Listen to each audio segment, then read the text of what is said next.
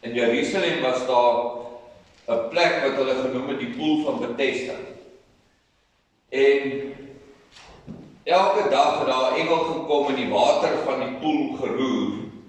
En dan die eerste ou wat by die water uitkom was dan genees van watter kwaal hy ook al gehad het. So die Bybel sê dat daar nou klomp siekes en blindes en verlamdes het nou daar langs daai poel gelê. Nou was daar een ou wat sy hele lewe lank verlam is. 38 jaar nogal, baie spesifiek sê die Bybel dat hy nou hierdie kwaal gehad. Sy probleem was, omdat hy nie kon beweeg nie, en vir 38 jaar gaan hy nou elke dag na die poel toe. Omdat hy nie kon beweeg nie, kon hy mos nou nooit eers by die poel uitkom. Want daar was 'n ou, as 'n ou wat blind was, ek meen hy kan dan nog van die Paralympics kon hy gaan hol het. En as hy nou hoor daar's 'n roering, dan hol hy nou eers en dan word hy genees. En die arme verlamde man, hy kry nie weer. Hy kry nie 'n innings nie. Toe kom Jesus dan by hom verbygestap en toe staan nou hierdie interaksie tussen hulle en Jesus sê nou alweer vir hom en was dieselfde met die blinde man by Jerigo. Toe vra hy vir hom, wat wil jy hê moet ek vir jou doen? En hy sê, Here, ek wil loop. En hy sê vir hom nou maar, neem jou bed op en loop. En daar loop hy toe. Maar toe tel hy moeilikheid op by die Fariseërs. Want dit was die Sabbatdag. En op die Sabbatdag mag jy nie jou bed dra nie. Volgens hulle. Toe sê hy nee, maar daar was hierdie ou wat vir my genees het en hy het vir my gesê neem jou bed op en loop. Toe sê hulle vir Jesus kwaad. So van vers 16 af lees ons die volgende. En hieroor het die Jode Jesus vervolg en probeer om hom dood te maak, omdat hy dit op die Sabbat gedoen. Was hulle verkeerd? Was hulle verkeerd om vir Jesus kwaad te wees? En vir hierdie man kwaad te wees? Omdat hulle iets gedoen het op die Sabbat wat nie veroorloof was nie. Dis nou mooi ding. Want waaroor gaan dit? Hoekom het God die wet gegee? Die wet was daar, as jy kyk na die opsomming van die wet, wat sê die opsomming van die wet? Kan jy nie onthou? Lief dat jy God lief het met die hele hart, die hele siel. Yes. En die tweede wat hiermee gelyk staan is, waaroor gaan die wet? Liefde. Dankie. Die wet gaan oor liefde. Die wet gaan nie oor reg en verkeerd nie. Hoor julle wat ek sê? En dit is vir my so hartseer dat die kerk en selfs mense onder mekaar in gemeentes mekaar verskeer oor wat ons dink reg en verkeerd is. Maar ons vergeet die liefde. Ons vergeet die liefde. Die Fariseërs wat die leiers was, die geestelike leiers van die dag, kon nie saam met 'n man bly wees wat vir 38 jaar verlam was en vandag loop nie. Hulle kon nie saam met hom rejoice nie. Hulle kon nie saam met hom die Here prys vir hierdie wonderlike ding wat gebeur het nie. Want in hulle oë, die manier hoe dit gedoen is verkeerd. En toe die Seun van God, wat God die Vader self gestuur het, en wat hierdie werk gedoen het, omdat dit vir hulle gegaan het oor wat is reg en wat is verkeerd, wou hulle hom doodmaak. Hulle kon nie hom sien vir wie hy is nie. Ons moet versigtig wees dat ons die Here mis, omdat dit vir ons gaan oor die manier hoe goed gedoen word. En is dit nie waaroor Christen baklei nie? Oor die manier hoe ons bid, of die manier hoe ons aanbid, en die manier hoe ons sing, en die manier hoe ons praat, en die manier hoe ons dienste hou, en die manier, en al hierdie vorms, wat op die ou end niks beteken. Want as die liefde nie in dit is dit ook maar net 'n leë simbool. 'n Klinkende simbool, met niks in. Leë blikke maak ons die meeste geraas. Nou goed, en hierdoor het die Jode Jesus vervolg en probeer om hom dood te maak, omdat hy dit op die Sabbat gedoen het. En Jesus het hulle geantwoord, my Vader werk tot nou toe, en ek werk ook. Luister nou hier. Hieroor het die Jode toe nog meer probeer om hom dood te maak. Hoekom? Wat het hy dan nou gesê? Hy sê, my Vader is besig om te werk. Is God besig om te werk? God die Vader besig om dinge te doen? Yes! Dis dinamies. Daar's 'n plan wat uitgevoer word. En nou sê hy, ek werk saam met hom. En alles wat ek hom sien doen, dit doen ek ook. Wat is so verkeerd daaraan, Willem? Wat is so verkeerd in dit wat Jesus gesê het? Dat hulle hom kwaad, dat hulle so kwaad was, dat hulle nou nog meer wil doodmaak. Okay, so as 'n bietjie verder lees, sal die antwoord voor die hand liggend wees. Hieroor het die Jode toe nog meer probeer om hom dood te maak, omdat hy nie alleen die Sabbat gebreek het nie, maar ook God sy eie Vader genoem het, en hom met God gelyk gestel.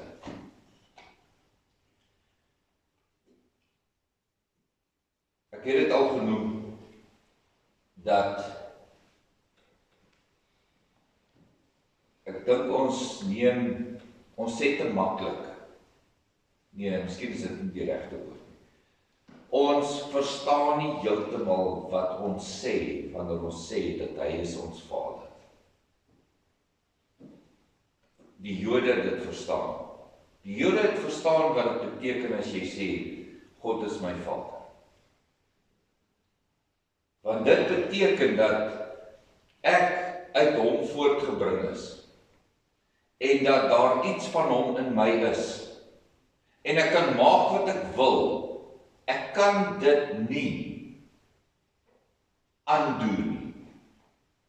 Ek kan nie dit wat God vir my gedoen het kanselleer nie. Ek kan nie die feit dat ek in hom leef en beweeg en my bestaan het, ek kan dit nie kanselleer nie. Selfs al sê ek dit is nie so nie, Isabel. Selfs al sê ek glo dit glad nie, verander nie dat dit waar is. Dit is so. Elkeen van ons wat hier sit, is God se kind. Uit hom gebore. En daar is van sy natuur in my. En sy teenwoordigheid is in my. Ons kan dit asseblief nie vergeet. En ons moet dit, met alles wat ons is, alles wat in ons is, met elke greintjie van jou wese, moet ons dit probeer verstaan en elke dag, elke oomblik van die dag leer. En die uitdaging is, Jesus sê, ek doen niks uit myself. Dis crazy. Vers 35. As dit hulle gode noem tot wie die woord van God gekom het en die skrif nie gebreek kan word nie, sê julle vir hom wat die Vader geheilig en in die wêreld gestuur het, wie spreek godslasterlik, omdat ek gesê het, ek is die seun van God. Julle sien hierdie tema bly voortkom, dat Jesus hierdie aanspraak maak daarop dat hy 'n seun van God kan wees. Hulle het dit nie gelaat. Vers 37, as ek nie die werke van my Vader doen nie, moet julle my nie glo nie. Maar as ek dit doen, al glo julle my nie, glo die werke, dat julle kan erken en glo, dat die Vader in my is, en ek in hom. Toe het hulle hom weer probeer, om hom gevange te neem, en hy het uit hulle hand ontkom. So Jesus sê, ek doen net wat ek my Vader sien. En dit is die lewe, dat ons so naby aan hom lewe, dat ons so bewus is van sy teenwoordigheid van hom, van sy teenwoordigheid in ons, dat ons net doen wat ons die Vader sien doen. Is dit nie? Dit is fenomenaal. Is dit nie iets amazing om na te streef nie? Want jy sien, ek kom nou terug na die bergpredikasie. En ek het nou 'n groot les geleer in die bergpredikasie. En ek het dit nou al vir julle gesê ook. As jy begin by die begin kry, dan dink jy, okay, jy verstaan dit nou. En as jy hieronder kom, het jy nou weer 'n klomp goed, nuwe goed geleer, wat die eerste klomp goed nou weer in 'n ander lig stel.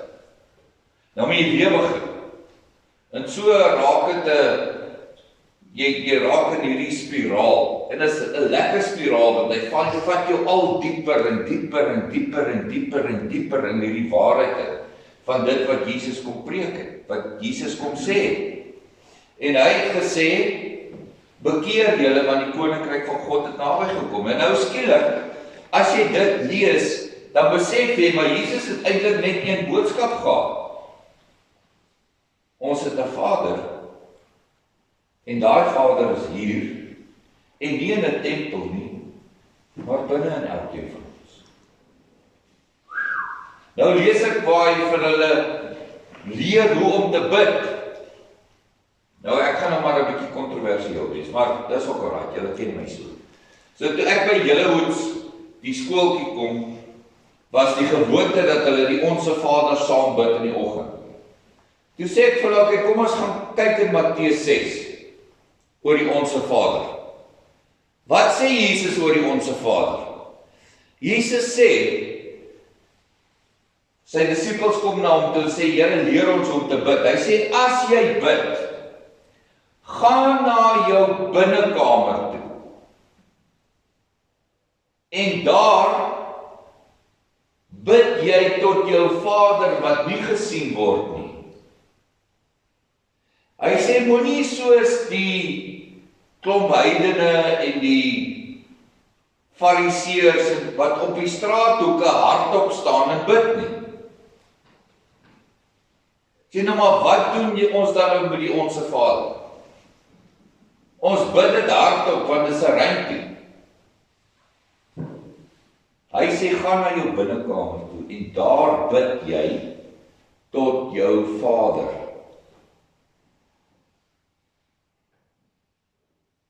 Hulle wou hom doodmaak, omdat hy dit ook vir hulle gesê het. Jy geweet het, hoekom? Want dit is nie hoe mens God aanbid nie. Jy moet tempel toe gaan. Jy aanbid God in die tempel. Hoe kan jy nou vir hierdie mense sê, jy kan enige plek met God praat. Jy kan tot daar in jou slaapkamer, waar jy alleen is, kan jy met hom praat. Jy het nie die priester nodig. Ja, nee. Hierdie man is 'n ketting. Dis laster. God is heilig, en hy bly net in die tempel, en daar is sekere maniere wat jy tot hom nader, en as jy dit nie doen nie, gaan jy hom nie kry. Mag jy nie in sy teenwoordigheid kom. Wees dus versigtig. Wees versigtig, dat ons nie God se liefde en God se uitreik na ons kanselleer met hierdie onsinnige goed wat ons glo die waarheid is. Dat daar ooit skeiding tussen ons en hom kan wees. Dan het Jesus nie gesterf. dan het daai tempel se voorhangsel nie geskeur. Niks kan ons van hom skei. En die uitdaging is dat ons moet dit glo, en ons moet dit aanvaar, en elke liewe dag op ons knieë gaan en sê, Here, dankie dat daar geen skeiding tussen U en my is nie. Dat U nou binne in my is. Here, my begeerte vandag is om die werke te doen wat U doen. Want dit is lewe. Om in hom te lewe, in hom te beweeg en in hom te bestaan. Dit is lewe. Enige iets waar anders as dit is 'n illusie. Totale illusie van lewe. So volgende keer wanneer ons by mekaar kom, gaan ons kyk na Johannes 6. Nie Johannes 6 nie, Matteus 6. Waar Jesus sê, moenie vir jou skatte op die aarde bymekaar nie, waar mot en roes verniel, waar diewe inbreek en steel, maar maak vir jou skatte in die hemele bymekaar. Nou wanneer hy praat van die hemele, dan praat hy nie van 'n plek daar aan kan die wolke nie. Hy praat van 'n plek wat nou hier is, net so reël soos hierdie materiële goed, maar jy kan dit nie met jou sien. Hy sê daar in daai wêreld maak jy vir jou skatte bymekaar. Dit is die wêreld waar God se gees opreik. Dis die wêreld waar sy natuur binne in jou is. Dit is die wêreld waar Paulus gesê het, ek bid dat hy jou geestesoë sal verhelder, dat jy sal sien tot watter erfenis jy geroep is. Dat jy sal sien die krag van Christus waarmee hy Christus uit die dood uit opgewek. Daardie selfde krag is in jou en aan die werk in jou. Daar is dinge wat onsin is, wat jy nie met hierdie oë sien. En vir my is die hartseerste dat ons lewe asof daai goed nie bestaan. Omdat ons ander dinge in die plek daarvan sit. Omdat ons ander goed vat en sê, dit is my lewe.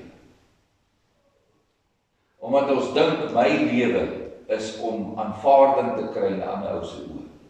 Om erkenning te kry by mense. My lewe is om genoeg geld te kan hê om te koop wat ek wil hê. Om sekuriteit te hê in aardse dinge. Dit is lewe.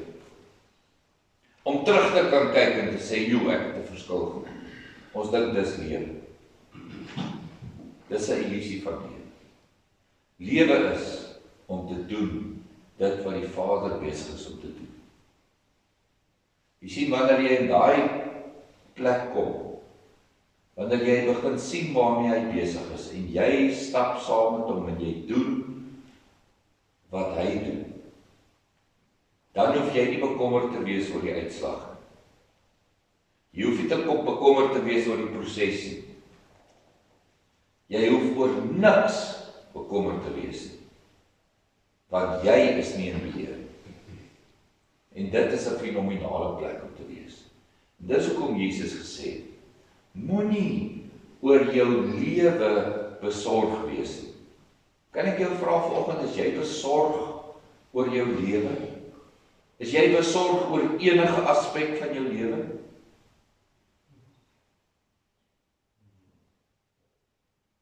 Hy sê vandag, moenie oor jou lewe besorg wees nie. Want as jy besorg is oor enige aspek van jou lewe, dan is dit 'n area van jou lewe waaroor jy verantwoordelikheid geneem.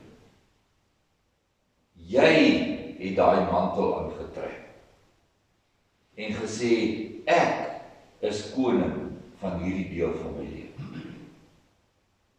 En wanneer jy die koningskap aanvaar, dan is jy verantwoordelik vir die proses.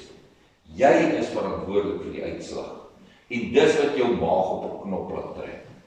Dis wat jou swaar druk op jou skouers. Dis wat jou 3 uur die oggend wakker maak, met 'n koue klem in die hand om jou keel. Daar's 'n ander manier.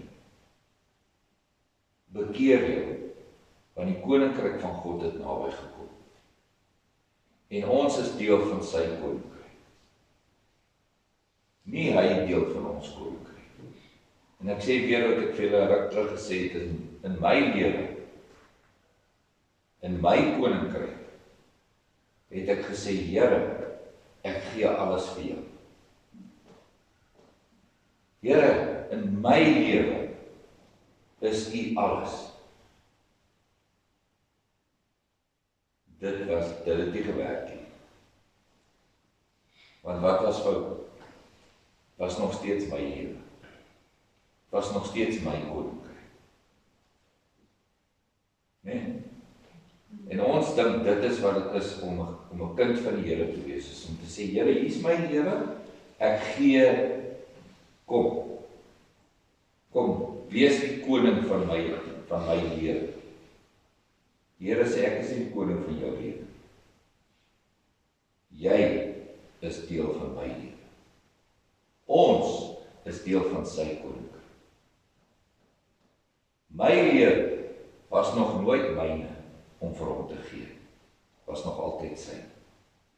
En al wat ek moet doen is, ek moet dit aanvaar en daarin rus en sê dankie Here vir U genade dat ek deel kan wees van U lewe. Amen.